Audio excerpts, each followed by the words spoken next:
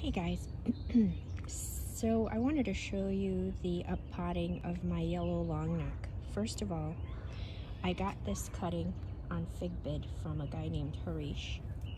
Actually, I got two cuttings from him. Today is June 16th, 2022.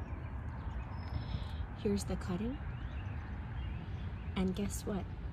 Today's June 16th. I got it April 21st. April 21st to June. Look how amazing it did. It's unbelievable. I've already got it up-potted. This is a 1 gallon pot, and look at this. It's kind of heavy, so I'm holding it with one hand. And so it wants to grow. And while I I'm a new figgy, or figster, I should say. I watch Lou Monte, I watch, the Millennial Gardener, I watch all of them. I'm subscribed to all of them because I'm addicted now, as many of you are probably. And Lou's rule that I fully intended to follow because I'm new and I want to taste the figs was, let the roots be compact because then it won't give you fruit.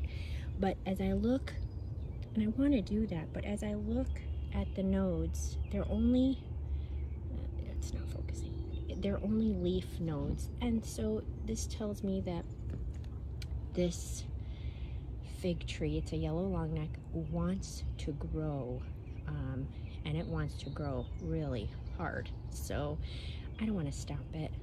As much as I want the fruit off of it, I'm going to up-pot it in a 5 gallon grow bag. I've put in crushed eggshells at the bottom, and then I'm going to use the moisture control potting mix, and it feeds up to 6 months. Let me tell you, I've learned some things, and I'm going to make another video about things that I've learned as a new figster, what works and what doesn't, what is explained out there and what really isn't, and there's a lot that isn't. And so I'm going to make another video on the best methods I've found to root. Now I'm in zone 5B, Chicagoland area. I'm in a northwest suburb of the Chicagoland area, and so we're zone 5B. There are a lot of things that I learned to do and not to do. And so one of the things that, people might tell you to do is amend the soil. Don't do that. Don't do that for young trees or young rooted cuttings, because I think it overwhelms their system. A simple potting mix, the Miracle Grow, is the best. They, as you can see, okay, that's what this was rooted in, what it was put in.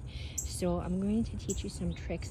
There are methods to grow or to rooting fig cuttings in the winter time, and then there are methods to rooting them in the spring and summertime that are completely different and so much easier. So again, I'll make another video on that, but I did want to show you how I'm going to up-pot this yellow longneck. I'm going to see if I can set it down and still see. I don't think that's good. Let's see. Alright, well, all I'm going to do is I'm going to put some potting mix into this and then transfer this. So let me shut it off and come back to you shortly. Okay, I just pulled it out of the pot just so you can see how well it rooted. I mean, it's amazing. My mind is blown. Thank you, Harish from FigBid. You're amazing cutting. I finally got a yellow longneck. Now, I'm going to put this down while I talk, but let me see if I can. No, that's it. Hold on. I just might be able to do this. Yes. Okay. And so this is my third attempt at getting a yellow longneck. I initially bought a yellow long neck tissue culture online, and I think I got it from Well Springs, and it was just non-productive. I mean, it stayed as a bud for months, and then it stayed as one after I gave it some blood. Yes, blood, beef blood. It grew a leaf, and then it stayed at that one leaf until it basically, you know, got old and died. And then I got another one from a local guy on OfferUp, and his was a nice little cutting that had rooted, and it was thin and weak, and I failed probably.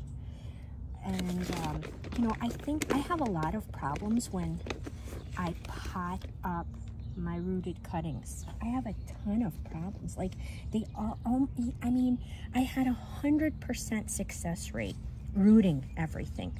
But then when it came to transitioning them into a pot, I made a lot of mistakes.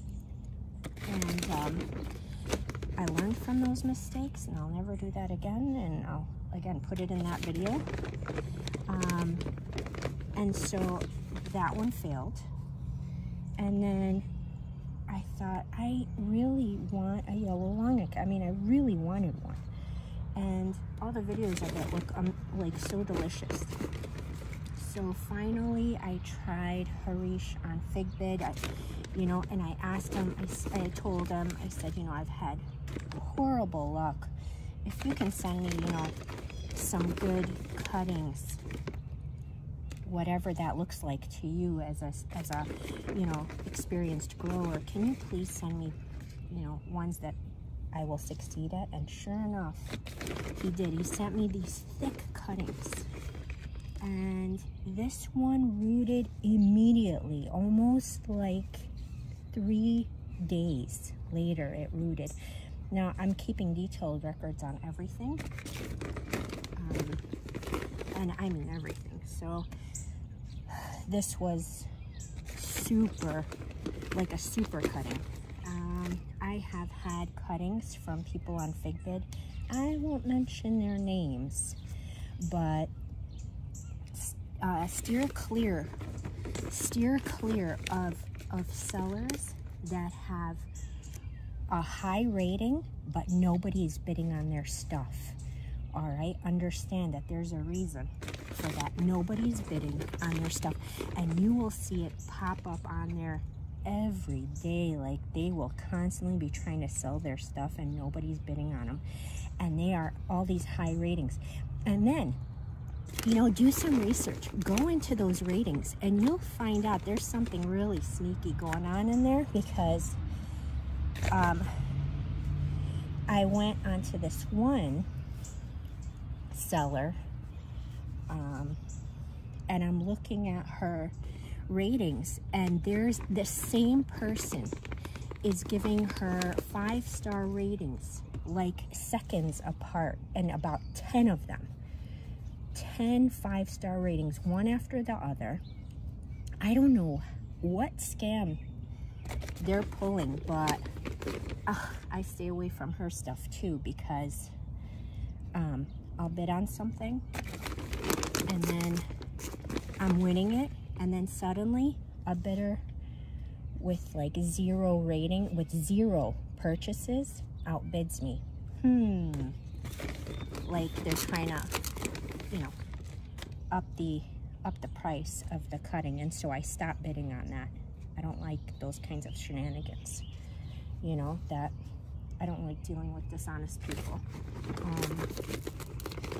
And as they always warn us, there are a lot of dishonest people on Figbid and a lot of fantastic people on Figbid. So I'm going to stick to the ones that I know.